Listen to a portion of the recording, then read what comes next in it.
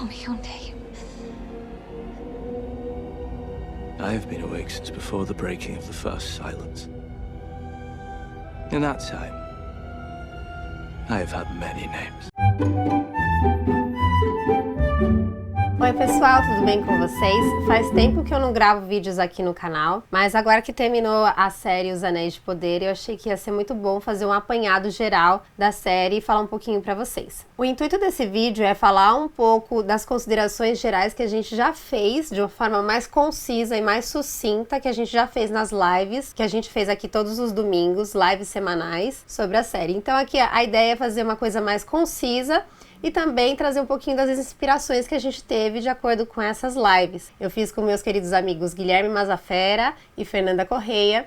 Tá aqui na playlist do canal sobre a série, eu vou colocar na descrição também. Bom, eu gostaria de, antes de falar da série propriamente dita, trazer um pouquinho aqui a linha editorial do canal, ou seja, como que a gente encarou fazer a cobertura dessa série, né, as nossas lives principalmente. A gente não procurou colocar a série no banco dos réus, se a gente é a favor, se a gente é contra, e nem mesmo até afirmar a nossa isenção, porque a gente não encarou dessa forma. O que a gente procurou é entender as escolhas dos showrunners, o J.D. Payne e o Patrick McKay, e toda a equipe envolvida, os roteiristas e tudo mais. E a partir de compreender as escolhas dele, a gente tentou fazer análises, reflexões, enfim. O canal que trouxe a nossa inspiração para tomar esse tipo de postura, nem tanto abordar como eles abordam ou concordar com o que eles dizem ou não, mas mais o modus operandi, é o canal Rings and Realms, do Corey Olsen, o Tolkien Professor, e com sua amiga professora Maggie Park. Agora falando um pouquinho da série propriamente dita. A gente sabe que ela já fechou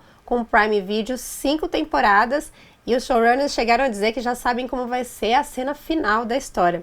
Lembrando que antes do Prime Video adquirir esses direitos, outras plataformas de entretenimento por streaming tentaram conseguir também fazer séries em suas plataformas, como a Netflix, a HBO Max.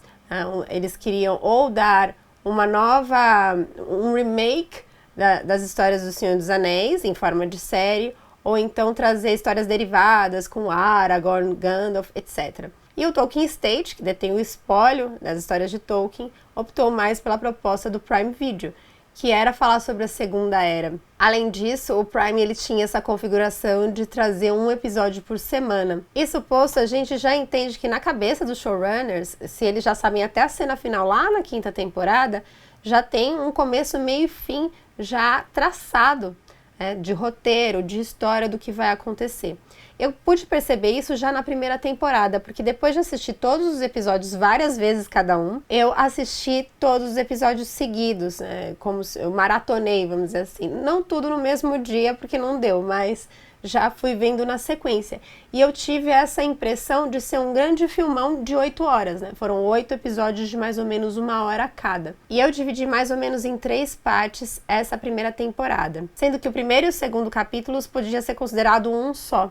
Tanto é que eles foram ambos dirigidos pelo J.A. Bayona. Então já tinha essa configuração de uma ideia só, e eles foram lançados juntos, inclusive. Mas o 1º e o 2º, mais o 3º, eu considero no mesmo grupinho, que é a de apresentação dos núcleos. No 1º a gente tem a apresentação dos Altos Elfos, do Alto Rei dos Noldor, que estava na Terra-média em Lindon, o Gil-galad. A gente tem também a própria Galadriel, como a epítome dos Noldor ali, a filha de Finarfin, das primeiras casas dos Noldor. E a gente tem também a presença dos sulistas ali que são apresentados. No 2º episódio a gente já conhece o núcleo dos anãos e conhece o Halbrand, que depois vai ser revelado como Sauron. Não agora, vai ser só no último episódio. Ainda no 2º episódio a gente tem a apresentação do estranho, né? E já no 1º aparecem os pés peludos, que são os ancestrais dos hobbits. Mas no 3º episódio a gente tem a apresentação de Númenor. Aí fechou-se o ciclo de apresentação dos núcleos e dos principais personagens, né? O 4 e o 5 também consideraria como um episódio só, dividido em 2, como aconteceu com o 1º e o 2º. E eu colocaria no 2º bloco, Se o primeiro foi de apresentações, esse é o bloco de amarrações.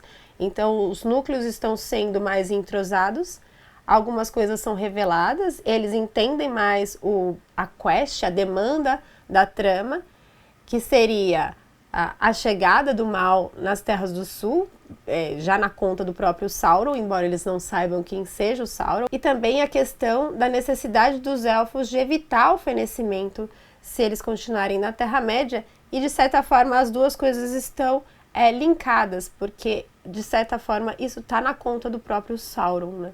E o terceiro bloco seria o sexto, sétimo e oitavo episódios, que é o final, quando o mal é desvelado, né?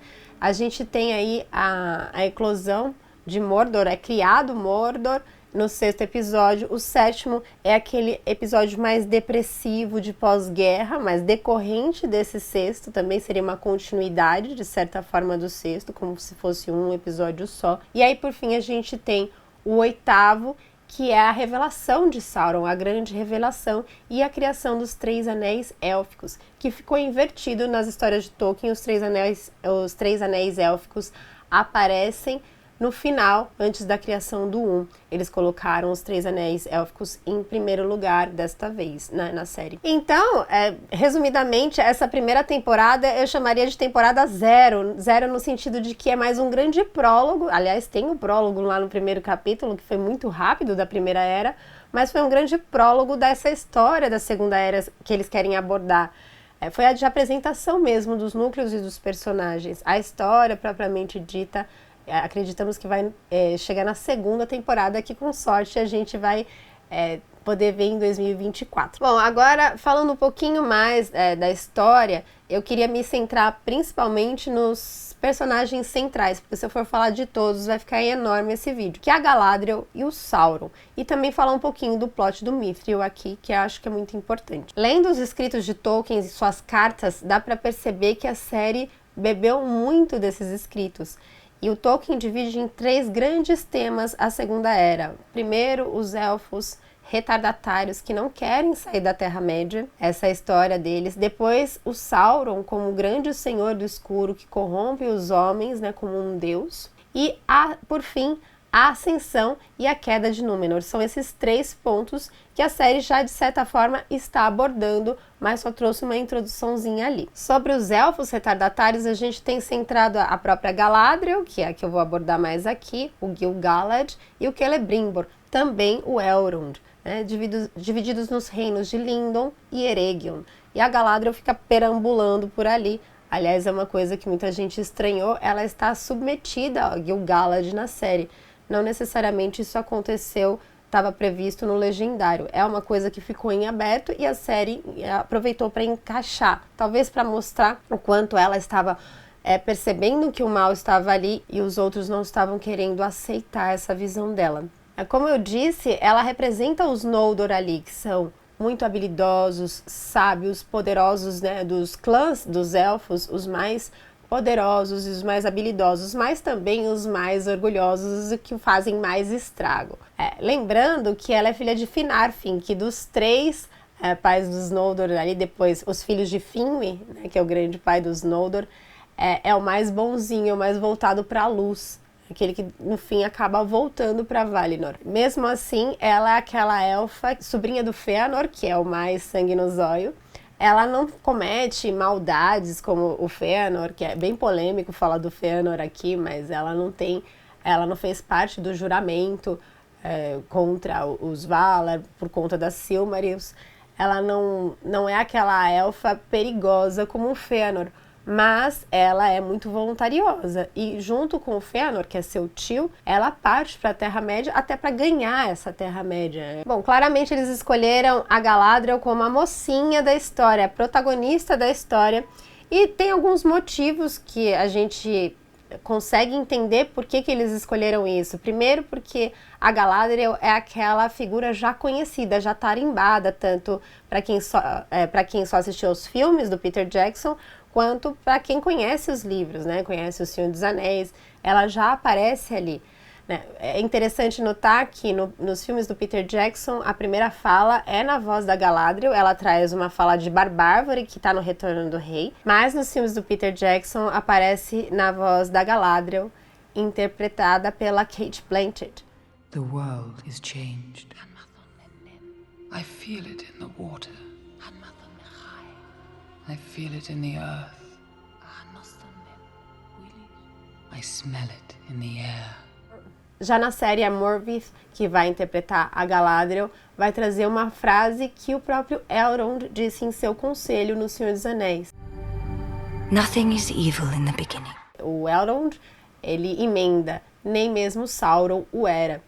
Então ela traz já esse mote da série. O outro motivo de trazer a Galadriel como protagonista é porque ela está desde a Primeira Era, né, desde antes da criação do Sol e da Lua, até o finalzinho da Terceira Era. Então, é aquela personagem que tem muito conhecimento já em sua memória quando ela chega na Segunda Era, e ela também vai trazer um grande legado lá na Terceira Era. E o terceiro motivo, muito provavelmente, é por uma demanda da atualidade, porque já há uns bons anos, mulheres fortes e impactantes aparecem nas grandes produções.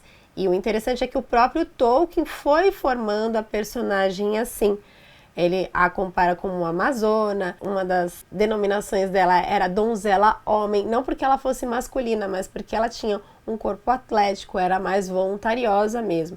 Então era uma personagem que até os últimos anos Tolkien estava trabalhando em cima dela. Muitas pessoas se incomodaram com essa representação da Galadriel, deu para perceber que as pessoas já tinham cristalizado em seu imaginário, no seu afeto, aquele arquétipo, aquele conjunto de significações que traz um imaginário coletivo de uma personagem que traz um símbolo. No caso, a Galadriel, ela tinha um arquétipo de quê? Da mãe, da auxiliadora, é aquela que embala a criança depois de um trauma, por exemplo. É aquela que, depois do trauma da perda de Gandalf em Moria, as pessoas vão para onde? Para Lothlórien, vão correr para o colo da mãe. Tem toda essa simbologia. E Lothlórien é aquele lugar dos sonhos, então é aquele lugar do descanso, do inconsciente. Ela traz visões, ela traz presentes. Então as pessoas, elas têm um choque muitas vezes quando vem esse outro lado.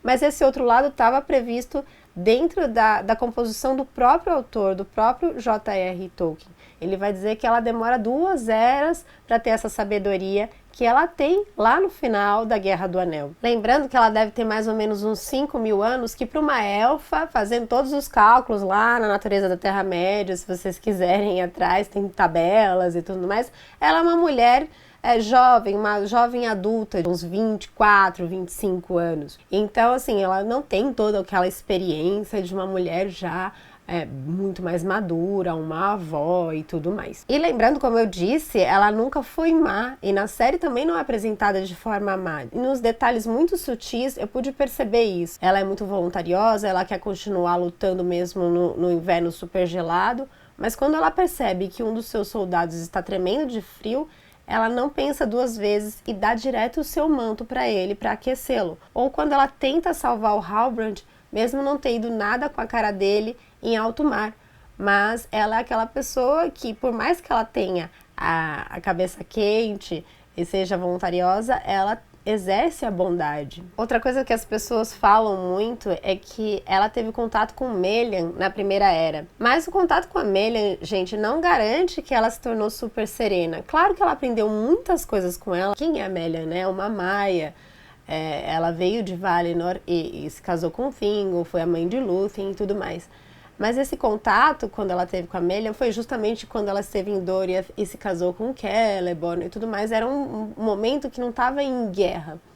Tanto é que ela pôde se casar. Mas a Melian, ela não necessariamente encostou na Melian, você se tornou calminha. Não existe isso. Tanto é que quase ninguém aceita os conselhos dela. Nem Túrin, nem o próprio Beleg aceitou, nem o Thingol, o marido dela, né? Infelizmente, se as pessoas ouvissem a Melian, as histórias seriam muito mais calmas, mas aí não ia ter muita aventura, né? Lembrando que a própria Galadriel, ela veio de Valinor, gente. Ela tinha contato com os Valar, com Varda, com Manwë, de certa forma. E mesmo assim, ela quis sair de lá. Então tem todo um processo de desenvolvimento do arco da personagem para ela sossegar o facho. Outro personagem que eu queria abordar aqui é o Sauron. A série ficou do primeiro capítulo até o capítulo final da gente tentando descobrir quem é o Sauron. Tinha até vários memes, a vaca é o Sauron, a folhinha é o Sauron, né? Pop é o Sauron, tadinha.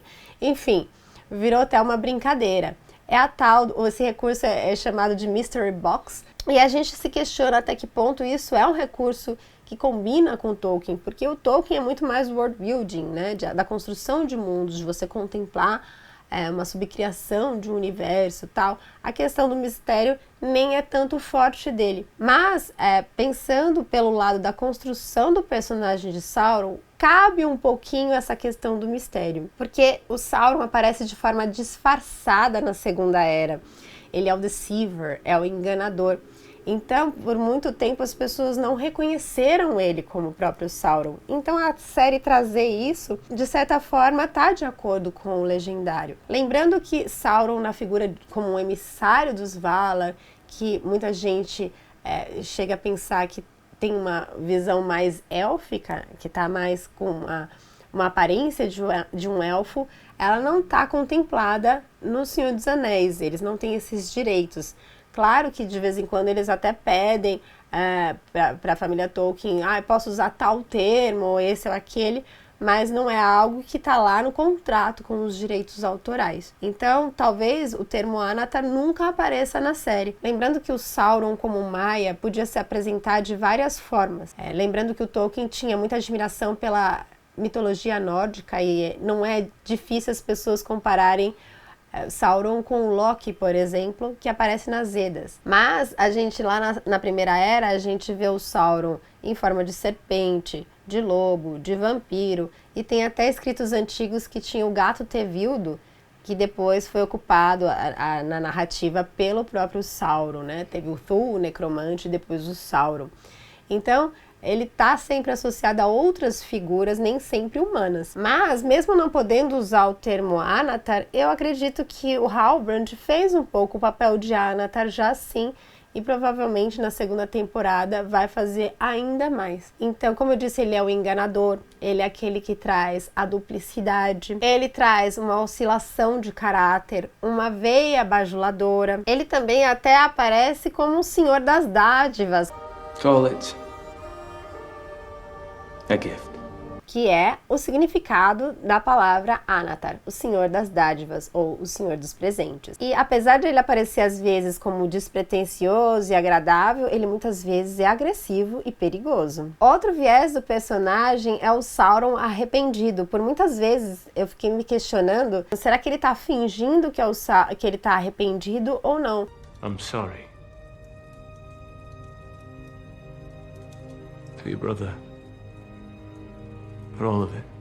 Mas de fato, nos escritos de Tolkien, o Sauron não é um cara que é ruim e quer causar o mal de pronto. Ele vai se transformando em mal. Tanto é que a primeira frase é nada é mal no começo, nem Sauron o era, vai dizer o Elrond. Então, a gente vê, por exemplo, esse trechinho no Morgoth's Ring, que é aquele livro da história da Terra-média. Sauron não era um agente da discórdia. Ele não fazia objeção à exigência do mundo, contanto que pudesse fazer o que quisesse com ele. Ele ainda tinha resquícios de propósitos positivos, que descendiam do bem da natureza em que surgiu. Foi por sua virtude, e portanto também a causa de sua queda e de sua recaída, que ele amava a ordem e a coordenação, e não gostava de toda a confusão e atritos desnecessários. Vale lembrar que, como um arrependido, ele buscava curar Arda, a Arda maculada pelos malefícios de Melkor. Só que a cura que ele queria era de um jeito errado. É muito importante a gente gravar isso, de um jeito errado, de acordo com a cosmovisão tolkieniana ali. Porque ele queria centralizar o poder todo em si, ele queria ser dono de tudo.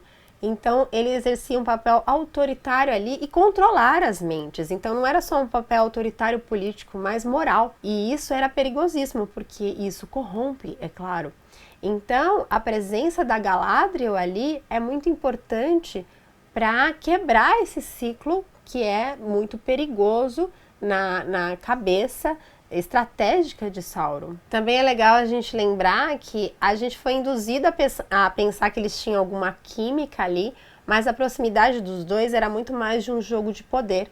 Ele queria a luz dela, porque com isso ele tinha mais espaço, mais conquista, e com isso ele trazia mais poder para ela e para ele. E isso, claro, ia trazer uma divisão. Muitas pessoas se questionam por que teve esse encontro casual da Galadriel na jangada com Halbrand. Encontros casuais são muito comuns nas histórias de Tolkien, faz parte das histórias de Tolkien, muitas vezes é atribuído à providência divina. Mas a gente fica se questionando, poxa, a providência teria levado a Galadriel a ficar perto do Sauron? Ela quase, caiu na lábia, no papinho dele. Mas, na minha visão, sim. Porque se ela não tivesse encontrado o Sauron, provavelmente o Sauron ia executar o seu plano sozinho e com muito mais força. Então, ela deu uma diluída ali na força do Sauron, pelo menos por alguns momentos. Segundo os showrunners, trazer a Galadriel para perto do Sauron vem de uma fala dela no livro do Senhor dos Anéis, no Espelho de Galadriel, que diz assim: Eu te digo, Frodo, que neste momento em que te falo, percebo o Senhor sombrio e conheço sua mente, ou toda a sua mente que concerne aos elfos. Ele sempre tateia para ver a mim e ao meu pensamento, mas ainda a porta está fechada. Também tem passagens de Contos Inacabados e A Natureza da Terra-média que mostram essa proximidade de Galadriel e Sauron. Sauron percebeu imediatamente que Galadriel seria sua principal adversária e obstáculo, e portanto esforçou-se por aplacá-la, suportando o desprezo dela com aparente paciência e cortesia. Sauron visita Eregion e é rejeitado por Galadriel e Celeborn. Percebe que encontrou um rival à altura, ou no mínimo um adversário muito sério em Galadriel. Vale ressaltar que Celeborn na série está desaparecido. Eles tiraram um pouco ele da história da jogada, mas provavelmente ele vai voltar. Eu acredito que eles fizeram isso para fortalecer essa tensão entre a Galadriel e o Halbrand, o Sauron, e de certa forma para induzir a gente erroneamente que ia ter uma história entre os dois que nunca aconteceu. Agora, reassistindo toda a história, a gente vê que em nenhum momento teve uma história de amor ali. Agora, eu particularmente não aceito um Celeborn que não seja incrivelmente irresistível para compensar quando ele aparecer na série. Vale falar aqui também do plot do Mithril, que tá ligado a essa questão dos elfos retardatários, que têm o medo de se desvanecerem e tudo mais. Na série, ele aparece aí um pouco diferente do Legendário. No Legendário ele é só um metal muito precioso, mais valioso que o ouro. Ele é leve e resistente ao mesmo tempo. É ele que vai fazer aquela cota de malha que o Bilbo vai dar pro Frodo. Mas o Mithril aparece na série como uma lenda, ainda bem que apócrifa, porque é difícil de engolir, mas é uma lenda chamada das raízes de Hithaeglir, em que o bem e o mal lutam ali, um elfo bondoso, iluminado, puro, contra um Balrog medonho, maléfico. E aí, nessa luta que eles estão para conseguir a Silmaril que ficou na Terra, vem um raio, sei lá da onde, e transforma e vira e nasce o mito. Existe uma série de problemas nessa lenda, dá a impressão de que o bem e o mal cocriaram algo, e já começa por aí. O bem e o mal não cocriam nada nas histórias de Tolkien. O mal nunca cria, ele não é criativo em Tolkien. Tudo que é criativo provém do bem, pelo menos no início. Depois ele pode se corromper. O que produz uma criação vem do bem e nunca do mal nas histórias de Tolkien. E depois colocar a Silmaril no meio, porque não faz o menor sentido. Mas pode ser que isso seja um grande engodo de Sauron, né? Eles colocam lá, mostram a árvore perecendo e ela simboliza esse perecimento da Terra-média, né? Não só dos elfos. E pode ser que seja um grande engodo do Sauron, porque aí faz com que exista uma grande ganância, e aí brigas entre os elfos e os anãos e tudo mais. Uma coisa que é interessante é que o Mithril, ele funciona quando ele está perto da folhinha, toda vez que tem uma atitude de benevolência entre as pessoas. Então os gestos, as posturas, as atitudes bondosas e desprendidas acabam funcionando muito mais do que o Mithril em si. Então, quando o Elrond entrega o Mithril pro Durin IV, ou seja, ele se desprende daquele metal precioso, o próprio Durin despreza, jogando ele para longe, aí que a magia acontece. quando a Galadriel desprende da adaga dela, se desprende da adaga dela, né? Grandes criações requerem sacrifício, aí sim a liga fica ao gosto do Celebrimbor. Então parece que o Mithril ali ele é um pouco saurônico sozinho. 1 corrompe, 2 o Mithril e a adaga divide, mas quando tem 3 tem esse equilíbrio, tem essa união. Bom, para finalizar eu vou falar rapidamente da recepção e os próximos passos que eu acredito que vai acontecer na série. Sobre a recepção, a gente fala um pouquinho da crítica especializada, do público e dos estudiosos de Tolkien. E aqui eu vi muita divisão de opiniões, pessoas que gostaram muito, pessoas que gostaram um pouco, mas com ressalvas, que é a maioria, e pessoas que detestaram e abominaram. Se a gente entrar naquele site, o Rotten Tomatoes, a gente vê da crítica especializada 85%, então é uma série muito boa. Mas, da parte do público, apenas 39% de aceitação. É difícil analisar o quanto é válida essas pontuações, porque muitas vezes as pessoas se unem por conta de uma ideologia e votam sempre ou muito alto ou muito baixo, então vira uma disputa e não é tão criterioso assim. Uma coisa que é quase consensual é que a parte visual da série é muito bonita e ela foi muito aceita, as pessoas gostaram muito da produção. Do ponto de vista do roteiro é que houve muita divisão. Algumas pessoas gostaram, outras nem tanto. Um dos motivos é porque eles falaram do ritmo da série, algumas pessoas acharam lentos demais, porém, se você considerar a série como um grande filmão, a temporada talvez faça um pouco mais de sentido para vocês, como fez para mim. Outras pessoas, como eu já disse, tiveram imagens, né, como a Galadriel, de personagens que já estavam cristalizadas em suas mentes e foi difícil vê-las em outras configurações. Então foi difícil essa aceitação. Ou então mesmo a presença do Sauron, as pessoas estavam acreditando muito no Halbrand, ele estava levando para outro caminho, eles esperavam já ver um Sauron muito poderoso e ele estava ali mais, uma nota mais baixa, mais disfarçado ali, como o Passo Largo estava disfarçado no Senhor dos Anéis. Ambos estavam relutando de seus destinos, só que o Passo Largo era para ser o rei, né? Ele tem uma figura bondosa, e já o Sauron é aquele tirano, aquele autoritário, uma figura maléfica. A verdade é que a série está na sua apresentação, como eu já disse para vocês. Eu, particularmente, não criei muita expectativa sobre ela, então eu me decepcionei muito pouco ou quase nada. Acabou sendo muito divertido tentar desvendar da onde que os showrunners se inspiraram, em que parte do Legendário, da onde veio, por que essa escolha, por que tira esse personagem, por que põe aqui. Tudo isso, para mim, acabou sendo um exercício muito interessante. Então, a minha sugestão é que você mantenha suas expectativas baixas para a próxima temporada, se isso for possível. Sobre as perspectivas dos próximos passos, eu acredito que eles vão trazer, provavelmente, a Forja dos Demais Anéis, com a presença do Sauron, sim. Agora, como eles vão tirar a Galadriel da jogada, que é a única que tem certeza quem é o Sauron ali, o Elrond talvez desconfie, mas não sabe. Eu não sei, mas eu acredito que vai aparecer um Sauron mais Dark Lord, mais sofisticado, mais heavy metal, mais pesadão mesmo, como a gente está um pouco mais acostumado. Agora que ele já se decidiu para que lado ele quer seguir. É isso, pessoal. Eu ainda queria falar de muitos assuntos com vocês, sobre os Númenóreanos, os pés peludos, o estranho, que eu acho muito interessante. Eu falei muito nas lives, então não deixem de conferir. Mas, por enquanto, eu fico por aqui. Obrigada a todos que assistiram. Coloquem nos comentários algumas dúvidas, algumas coisas que vocês gostariam de debater. Mas não se esqueçam, por favor, de serem gentis. É isso, eu fico por aqui. Beijos e até mais!